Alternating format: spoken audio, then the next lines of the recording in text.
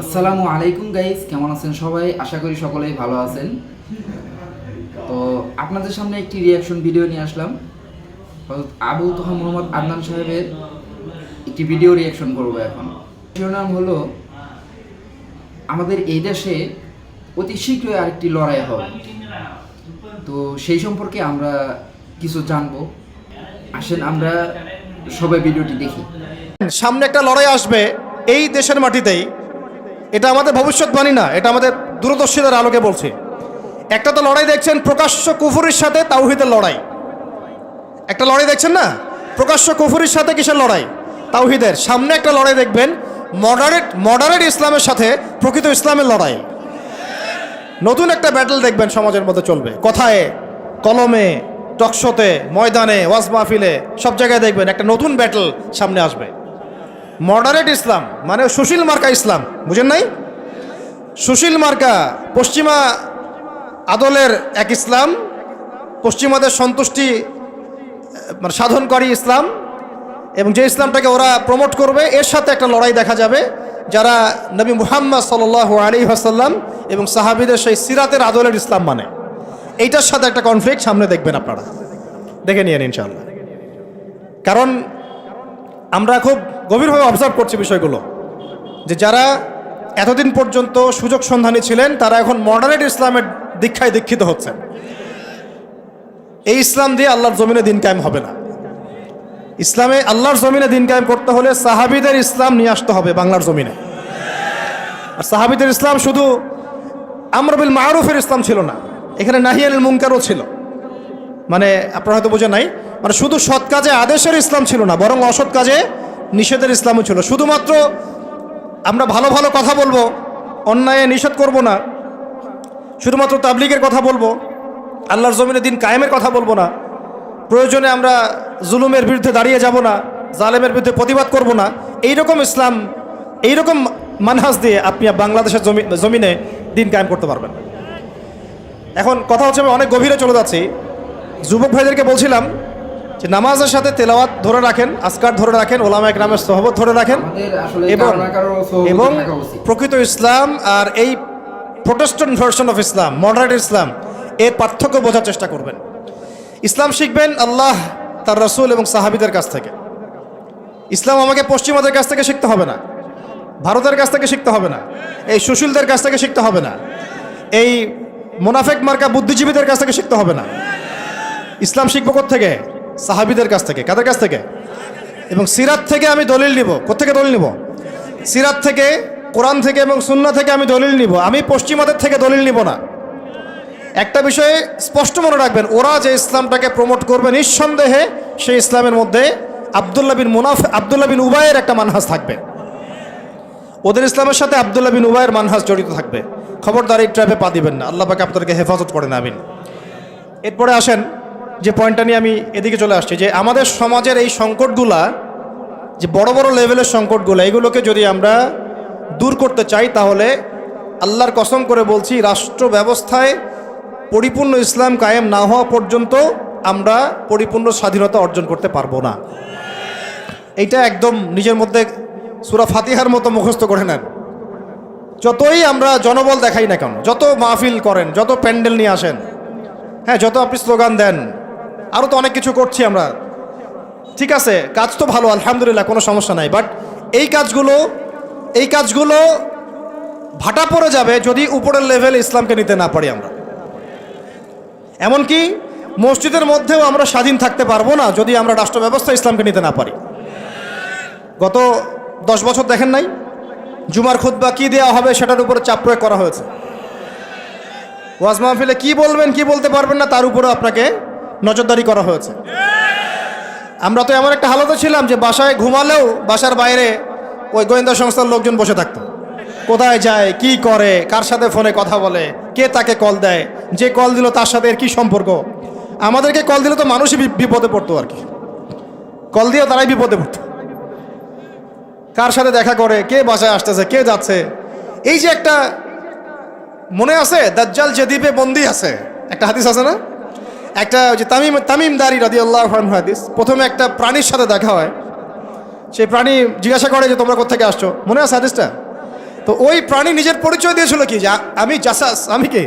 জাসাসা। আমি কি? জাসাসা। আমি হচ্ছে গোয়েন্দা। জানি না এই হাদিসের আসলে তাবিল এখন আমার জানা নাই, আল্লাহ ভালো জানেন, আমি এখনও শিখছি। কিন্তু এখন খেয়াল করে দেখেন পুরা যে সভ্যতাটা চলছে, এরা যেভাবে তাওহীদপন্থী মুসলিমদেরকে এইভাবে গোয়েন্দা সংস্থাদের আওতায় নিয়ে আসছে, উঠতে বসতে চলতে ফিরতে তারা আপনাকে নজরদারির মতো রাখতেছে, ঠিক দাজ্জালের ওই জাসাসার মতো, ঠিক দাজ্জালের জাসাসার মতো। আল্লাহ। যাই হোক, কথা হচ্ছে যে আপনি আমি মসজিদেও স্বাধীন থাকতে পারবো না যদি আমরা উপরের লেভেলের ইসলামকে নিতে না পারি, শক্তিশালী হতে না পারি। এই যে একটু আগে বললাম সুদের কথা, আপনি সুদভিত্তিক অর্থ ব্যবস্থাকে বন্ধ করা তো দূরের কথা, বন্ধ করা বহু দূরের কথা, এখানে সংস্কার আনতে পারবেন না যদি আপনি রাষ্ট্র ক্ষমতা ইসলামকে নিতে না পারেন। শিক্ষার কথা বলি, দুটো লাইন বলি। শিক্ষার যা দুরবস্থা চলছে, এই দুরবস্থায় উচিত ছিল দেখেন প্রাইমারি স্কুলেই আমাদের বাচ্চারা কোরআন তেলাওয়াত শিখে যাবে। আপনি লক্ষ লক্ষ প্রাইমারি স্কুলের বাচ্চাদেরকে একটা জায়গায় বসান, তাদের মধ্যে 90% কোরআন তেলাওয়াত করতে পারে না। হাই স্কুলের বাচ্চারা পারে না, কলেজের বাচ্চারা পারে না, ইউনিভার্সিটির ছেলেরা পারে না, অনার্স মাস্টার্সের ছেলেরাও পারে না। তাদেরকে যারা শিক্ষা দেয় শিক্ষক মণ্ডলী, তারাও 80% কোরআন তেলাওয়াত করতে পারে না। একটা দেশের শিক্ষা কমিশন কোরআন তেলাওয়াত করতে পারে না। একটা দেশের এমপি মন্ত্রী আমলারা কোরআন তেলাওয়াত করতে পারে না। ইল্লা মাশাআল্লাহ, ইল্লা মাশাআল্লাহ। যারা শিখেছে তারা কিন্তু রাষ্ট্রীয় শিক্ষানীতির মধ্যে, সিলেবাসের মধ্যে শিখে নাই, তারা শিখেছে কোনো ওস্তাদের কাছে, হয় কোনো মক্তবে, না হলে মাদ্রাসায়। তাহলে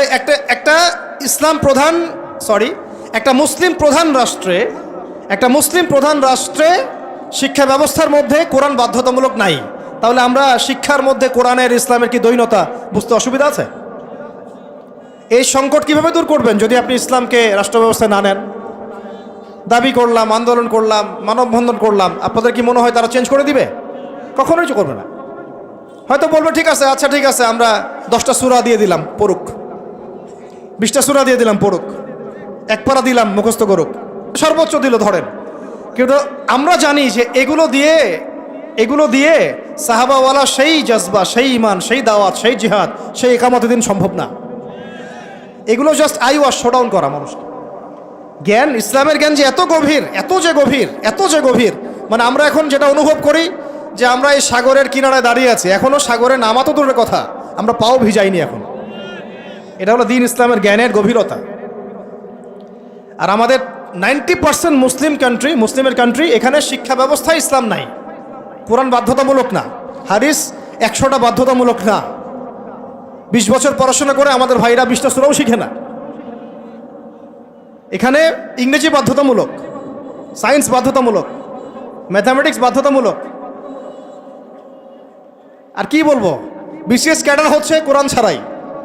সিরাত, নবী সাল্লাল্লাহু আলাইহি ওয়াসাল্লামের জীবনী, যে নবীকে চিনে না সে আল্লাহকে চিনবে কিভাবে? সেই সিরাত আমাদের সিলেবাসে নাই। আপনি একজন দাঁড়ায় বলেন তো যে 20 বছর পড়াশোনা করেছেন, আপনার সিলেবাসে সিরাত ছিল? একটা বই খতামুল আম্বিয়া, সিরাতে খতামুল আম্বিয়া, পাতলা এতটুকু বই, সিরাতে খতামুল আম্বিয়া, মুফতি মোহাম্মদ শফি রাহমাহুল্লাহ লিখেছেন, এতটুকু বই। এই বইটাও কি পড়াইছে? তাহলে একটা দেশের শিক্ষা কমিশন কি করছে আসলে? এদেশের কোটি কোটি ছেলে, কোটি কোটি মেয়ে, কোটি কোটি শিশু কোরআনবিহীনভাবে শিখছে, হাদিসবিহীন শিক্ষা শিখছে, সিরাতবিহীন শিক্ষা শিখছে, ইসলামের ইতিহাস নাই, আকিদা তো বহু দূরের কথা, ফরজে আইনেরও কোনো পড়াশোনা নাই। কিন্তু এখানে আপনি শরীফও পাবেন, আরও কত কি পাবেন, এগুলো না হয় নাইবা বললাম, বলতেও খারাপ লাগে। উন্মুক্ত যৌন চর্চা ওখানে পড়ানো হচ্ছে, যৌন শিক্ষার নামে উন্মুক্ত ফ্রি সেক্সের দীক্ষা দেওয়া হয় নাই। এখন কতটুকু সংস্কার হচ্ছে আমি জানি না, নতুন করে আমি বই ঘাটি নাই। আগে 20-30 বছর আগে যাও ইসলামের কিছু ছিল, গদ্য পদ্য উপন্যাস কিছু ছিল, এগুলো আস্তে আস্তে সব উঠায় দেওয়া হয়েছে। খেয়াল করে দেখেন। তাহলে এটাকে পরিবর্তন আনার জন্যে শুধু কি মানববন্ধন যথেষ্ট হবে? ওয়াজ মাহফিলে আমি যে বলছি আমার বলাটা কি যথেষ্ট হবে? এরা শুনেও শুনবে না, দেখেও দেখবে না। আমি বলে দিচ্ছি আপনাদেরকে, যদি সেকুলাররা উপরে থাকে, এই তথাকথিত সুশীলরা, এই রাম বাম প্রগতিশীলরা, এরা এই কথাগুলো শুনবে, শুনে বিশ্বাসও করতে পারে হ্যাঁ এটা সত্য কথা বলছে ছেলেটা, কিন্তু ওরা কিছুই করবে না, কিছুই করবে না। কারণ কিছু বললেই দুটো শব্দ, কিছু বললে নাকি ওদের আব্বু মাইন্ড করবে। আব্বু চিনেন তো? আব্বু হচ্ছে কে? আমেরিকা। হ্যাঁ, কিছু বললে কে মাইন্ড করবে? আবার কিছু বললে আম্মু, আম্মু নাকি বকা দিবে। আম্মু চিনেন? আম্মু কে? না, আম্মু হচ্ছে ভারত। ওদের চিন্তাটা এরকম, কিছু বলবো না, বলা যাবে না, কিছু করা যাবে না, সংস্কার করা যাবে না, কিছু বললে আব্বু মাইন্ড করবে। আব্বু কারা? পশ্চিমারা। আব্বু কারা? পশ্চিমারা। আবার এখন বলছে কিছু বললে আম্মু মাইন্ড করবে, আম্মু বকা দিবে। হ্যাঁ, আপনারা কেন মব সন্ত্রাস করতেছেন, মবক্রেসি করতেছেন? আসলো না কিছু কথা কয়দিন আগে? কিছু বললেই মানে হুজুররা কিছু বললেই ভারত চেতে যাবে, ভারতের মিডিয়াতে তোলপাড় হবে। হ্যাঁ, বাকি আপনারা যদি আন্দোলন করেন, সংগ্রাম করেন, অভ্যুত্থান ঘটান, তাহলে কোনো সমস্যা নেই, হুজুররা বললেই সমস্যা। এটার কারণ একটাই, এই পৃথিবী দুই ভাগে ভাগ হয়ে গেছে, মনে রাখবেন। এই পৃথিবী দুইটা শিবিরে ভাগ হয়ে গেছে, সামনে আরও যাবে। একটা ঈমানের শিবির, একটা কুফুরের শিবির। মাঝখানে কিচ্ছু নাই, মাঝখানে কিছু মুনাফিক থাকবে, এরা কাফেরদের সাথেই থাকবে। আপনারা এই হাদিসটাও পড়বেন, শেষ জামানে যখন দাজ্জাল বের হবে, মদিনার উপকূলে সে পৌঁছাবে, দূর থেকে দেখে বলবে যে ওইটা আহমদের মসজিদ সাল্লাল্লাহু আলাইহি ওয়াসাল্লাম। আহমদ মানে কে? মুহাম্মদ সাল্লাল্লাহু আলাইহি ওয়াসাল্লাম। তো সে ওখানে যেতে পারবে না, ফেরেশতারা দাঁড়িয়ে থাকবে খোলা তরোয়াল নিয়ে পাহারা দিবে। তো সেখানে সে আঘাত করবে আর কি, এটা ভূমিকম্প হবে। তো ওই ভূমিকম্প যখন হবে, ওই ভূমিকম্পতে মদিনার মধ্যে থাকা যত মুনাফিক এগুলো বের হয়ে দাজ্জালের বাহিনীতে যোগ দিবে। মানে পৃথিবীর শিবির আস্তে আস্তে দুই ভাগ হয়ে যাবেই, ঈমানের শিবির এবং কুফুরের শিবির। মাঝখানে কোনো আর দল থাকবে না, কিছু মুনাফিক থাকবে, এরা কাফেরদের সাথেই যুক্ত হবেই শেষমেশ। কথা হচ্ছে ভাই, মূল কথা একটাই, এই যে অর্থনৈতিক সংস্কারের কথা বললাম আর শিক্ষা সংস্কারের কয়েকটা উদাহরণ দিলাম।